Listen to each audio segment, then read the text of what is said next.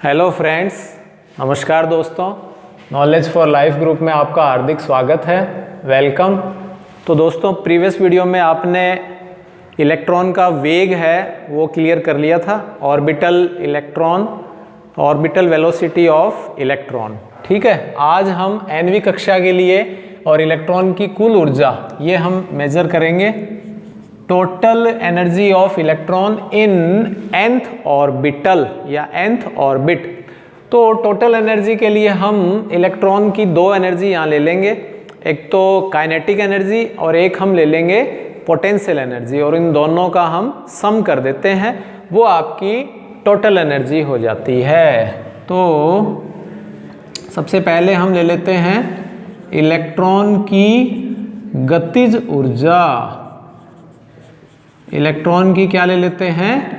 गतिज ऊर्जा, kinetic energy of electron. Kinetic energy of electron, kinetic energy of electron nवीं कक्षा के लिए आप जानते हो दोस्तों, हाफ mv² होती है। ठीक है, तो nवीं कक्षा के लिए En हो गया और ये आपके क्या बन गया? Vn। अब इस हाफ mv² को हम z² की फॉर्म में लिखना चाहें, जिससे ये इजी हो जाता है। इसके लिए हम फर्स्ट पोस्टुलेट्स ले लेते हैं। First postulates of bore. तो ये दोस्तों आपने लिखा था, याद हो, mv²Rn, याद है? तो mv²Rn इक्वल्स टू था kZe² अपॉन Rn का स्क्वायर होता था। ये प्रीवियस वीडियो में क्लियर है। ये आपके कूलॉम फोर्स है और ये इक्वल किसके हो गया? सेंट्रीपिटल फोर्स के। ठीक है, mv² अपॉन R होता है। अब mv² की जगह हम यहाँ देख रहे हैं ये स्क्वायर है, ये इससे कैंसिल हो गया, तो kZe² अपॉन Rn, यहाँ ये वैल्यू हम पुट कर देते हैं। तो काइनेटिक एनर्जी को En न लिखकर दोस्तों Kn लिखते हैं ना, En हम टोटल ले लेंगे। तो Kn इक्वल्स टू ये हो गया हाफ, और ये क्या लगा दें? kZe² upon Rn, kZe² upon Rn, ये हो जाएगा। सेकंड हम ले लें इलेक्ट्रॉन की स्थितिज ऊर्जा। इलेक्ट्रॉन की कौन सी ऊर्जा ले लेते हैं दोस्तों? स्थितिज ऊर्जा, potential energy. Potential energy of electron, potential energy of electron. तो पोटेंशियल एनर्जी ऑफ इलेक्ट्रॉन क्या होता है? इसके लिए हम U ले लें। U इक्वल्स टू आप जानते हो दोस्तों, for the two charges the potential energy kQ1 Q2 upon R होती है, kQ1 Q2 अपॉन R। ये आपके सेकंड चैप्टर में आप ये क्लियर कर चुके हो, यानी जो पहले इलेक्ट्रिक फील्ड वाला जो टॉपिक था उसमें। तो Q1 इक्वल्स टू NE है, तो Q1 इक्वल्स टू हम क्या ले लेते हैं? NE। Q इक्वल्स टू, हालांकि आप फॉर्मूला जानते हो, क्वांटाइजेशन ऑफ चार्ज है, Q इक्वल्स टू है दोस्तों NE।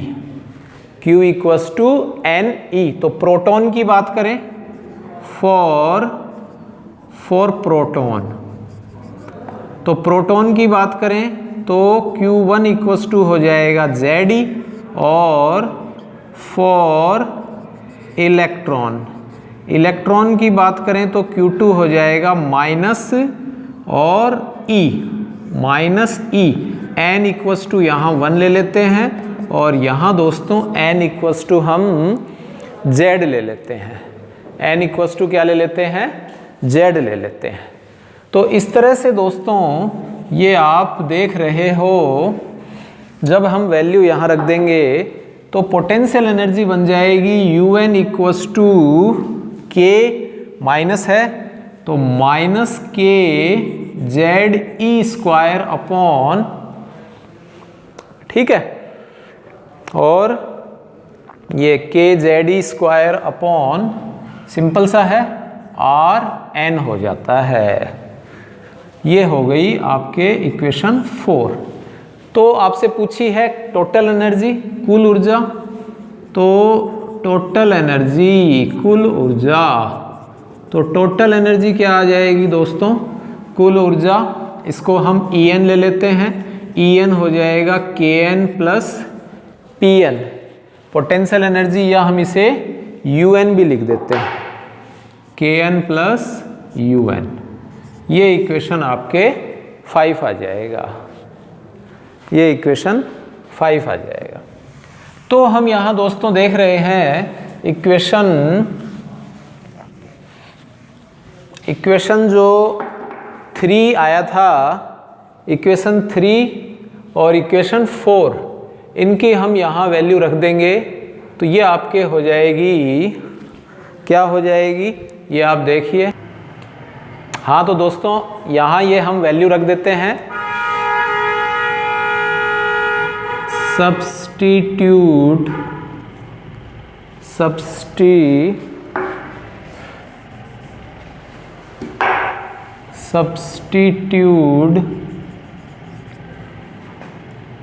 the value of equation 3 and 4 in equation 5। समीकरण 5 में समीकरण 3 और 4 से वैल्यू रखने पर, ठीक है।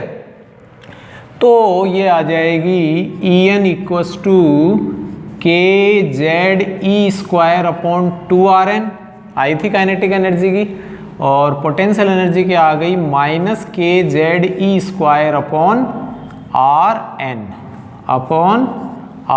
एन। क्लियर। अब इसमें आप देख रहे हो कि ये जो माइनस की वैल्यू है ये ज़्यादा है और ये वाली वैल्यू हाफ है, तो माइनस का हाफ आ जाएगा, या कॉमन ले सकते हो तो k Z E square upon are n common आ गया, और ये इधर बच गया 1/2 माइनस 1। तो ये आंसर आ जाएगा दोस्तों E N equals to minus it mean attraction, ठीक है, अट्रैक्शन फोर्स है, उसके रिस्पेक्ट में, उसके सस्पेंडेड में वर्क किया जा रहा है, और जो कि एनर्जी की फॉर्म में स्टोर हो रहा है। तो माइनस के जेड ई स्क्वायर अपॉन 2RN, ये आपके आंसर आ जाता है, ठीक है। ये कब तक आता है, जब तक RN की फॉर्म में है। जब हम RN की वैल्यू यहाँ पुट कर देंगे तो दोस्तों कितनी आएगी देखिए, तब ये आपके आ जाएगी e N equals to minus के जेड ई square upon 2 square H square और 4 पाई के जेड ई स्क्वायर। यदि आपको ये वैल्यू याद है तो कोई बुराई नहीं है। ध्यान है दोस्तों, ये वैल्यू आई थी आपके एन स्क्वायर एच स्क्वायर, ठीक है, और 4 पाई के जेड ई स्क्वायर एम, 4 पाई के जेड ई स्क्वायर एम, ये वैल्यू आई थी। ध्यान है आपको? हाँ तो दोस्तों ये फिर आगे हम देख रहे हैं कि ई एन इक्वस टू हो जाएगा, ये यहाँ से कैंसिल करना चाहें तो आप कर सकते हो, तो ये आ जाएगा 2 पाई के स्क्वायर, के का स्क्वायर हो गया, और जेड स्क्वायर, और ई की पावर कितनी हो गई 4, 2 पाई, ठीक है, 2 पाई के स्क्वायर जेड स्क्वायर ई की पावर 4 और m upon N square H square, ये हो जाता है 2 पाई की फॉर्म में आ जाएगा, और हम यहाँ ये Z square E square M लिख देते हैं, और साथ ही के का भी स्क्वायर बन जाएगा। क्लियर। अब इससे आपको यह क्लियर है कि En जो है वो प्रोपोर्शनल किसके है, जेड स्क्वायर के, और इन्वर्सली प्रोपोर्शनल किसके है, एन स्क्वायर के। ठीक है, ये बहुत बार क्लियर कर चुके हैं कि जेड क्या है, परमाणु क्रमांक, एटॉमिक नंबर। ठीक है, तो the velocity the energy of electron is directly proportional to the square of atomic number। और n क्या है, ये है कक्षाओं की संख्या, कक्षाओं की संख्या। ठीक है, तो जो ऊर्जा है वो कक्षाओं की संख्या, यानी the energy is direct inversely proportional to the square of number of orbital। अब हम दोस्तों यहाँ यदि पहली कक्षा की बात करें, E1 ले लें। if z equals to 1 and n equals to 1, तो E1 क्या आ जाएगा दोस्तों, ये आ जाएगा 2, चलो एक बार लिख लेते हैं, 2 पाई के स्क्वायर और e की पावर 4m अपॉन, और ये n और z तो नहीं है, अपॉन में आ गया h स्क्वायर।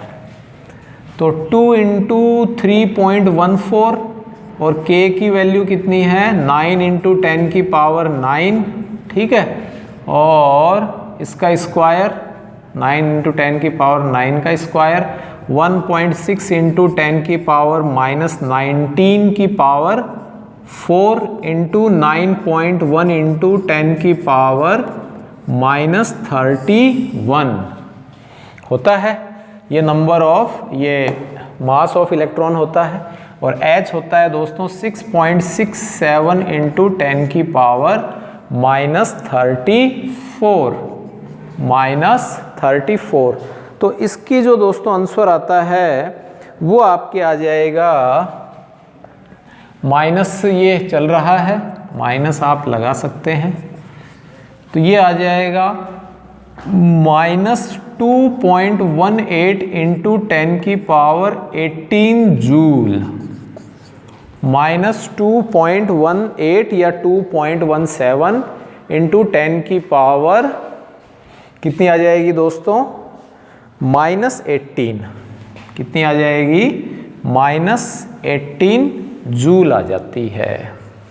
ठीक है, माइनस 18 जूल आ जाती है, तो ये आप याद रखें। ठीक इसी प्रकार जब हम, ये आंसर जूल में है, लेकिन यहाँ हम आंसर किस में लेते हैं, इलेक्ट्रॉन वोल्ट में। तो एक इलेक्ट्रॉन वोल्ट होता है 1.6 इंटू 10 की पावर माइनस 19 जूल। ठीक है, 1 इलेक्ट्रॉन वोल्ट कितना होता है दोस्तों, 1.6 इंटू 10 की पावर माइनस 19 जूल। तो 1 जूल इक्वस टू कितना हो जाएगा, तो 1 जूल में इसका हम डिवाइड कर देंगे, तो E1 हो जाएगा माइनस 2.18 इंटू 10 की पावर माइनस 19, और अपॉन में आ रहा है 1.6 इंटू 10 की पावर माइनस 19। तो ये 19 ऊपर जाएगा तो ऊपर 10 आ जाएगा, यानी कि 20 के लगभग 21 आ जाएगा। तो इसमें जब हम इसका डिवाइड करेंगे तो ये होता है minus 13.6 electron volt, minus 13.6 electron volt. ठीक है, तो ये हम इस तरह से फर्स्ट ऑर्बिटल के लिए, तो इस तरह से दोस्तों ये आपके पहली कक्षा के लिए इलेक्ट्रॉन की कुल ऊर्जा आ जाती है। और यदि आप दूसरी, तीसरी, चौथी जिस किसी कक्षा की बात करें तो En इक्वस टू हो जाएगा minus 13.6 Z square upon N square. ये वाला फॉर्मूला आपके बन जाएगा। इसके द्वारा यदि हम दूसरी कक्षा की बात करें तो 4 का डिवाइड कर देंगे तो ये कितना आ जाएगा 1.38। यदि हम 3 का डिवाइड कर देते हैं, ठीक है, तो तो ये 9 आ जाएगा, यानी 3 3 जा 9 तीसरी कक्षा के लिए, तो वो 1.38 आ जाएगा। इस तरह से आगे बढ़ती जाएंगी। लाइमन, बामर, पास्चन, ये काफ़ी इस तरह की आप सीरीज़ लेंगे, उसमें हम ये यूज़ में लेते हैं।